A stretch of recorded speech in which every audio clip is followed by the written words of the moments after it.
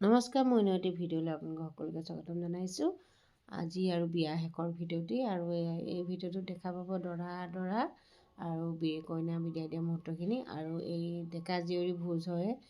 ডেকা জীয়ৰীৰ পৰা কইনাই আশীৰ্বাদ লয় আৰু সেই ভিডিঅ'টো দেখাম। আৰু যিহেতু তাইৰ লগৰবিলাক বাৰু বহুতে বিয়া বাৰুৱে কৰিলে, তথাপিতো গাঁৱত যিসকল ডেকা জীয়ৰী বৰ্তমান আছে তেওঁলোককে মাতি সেৱা এটা লৈ আশীৰ্বাদ লৈছে। যিহেতু নিয়ম আমাৰ সেইটো কৰিবই লাগিব, গতিকে চাব বুলি আশা কৰিলোঁ।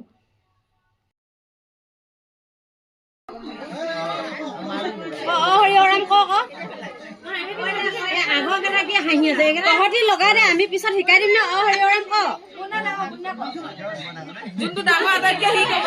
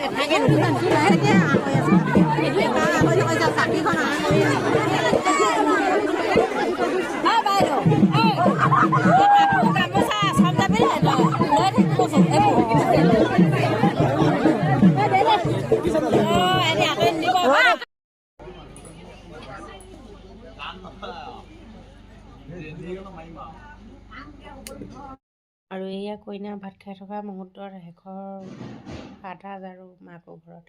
আৰু আজি মোৰ ভইচ অভাৰ কৰিলেও মনটো বেয়া লাগিছে, আৰু কাৰণ তাইও সেইখিনি সময়ত খুব কান্দি আছিল। আৰু এইখিনি হৈছে কইনাক বিদায় দিয়া মুহূৰ্তখিনি খুবেই দুখদায়ক।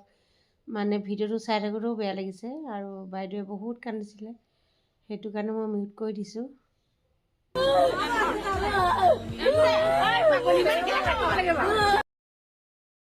কাৰণ এইখিনি সময়ত এগৰাকী মাকে বুজি পায় আৰু এগৰাকী কইনাই বুজি পায় যোৱাটো মুহূৰ্তত কেনেকুৱা এটা দুখ লাগে। গতিকে সেইখিনি মই ভিডিঅ'ত গোটেই অৰিজিনেল চাউণ্ডটো দিব নোৱাৰিলোঁ, যিহেতু ইমান কান্দি আছে, মোৰ ভাল নালাগিলে দিবৰ কাৰণে। গতিকে মই মিউট কৰি দিলোঁ। সেইটো কাৰণে ইমান কন্দা ভিডিঅ'টো দিবলৈ মোৰ ভাল নালাগিলে, সেইটো কাৰণে মিউট কৰি দিছোঁ দেই, আপোনালোকে আৰু বেয়া নাপাব।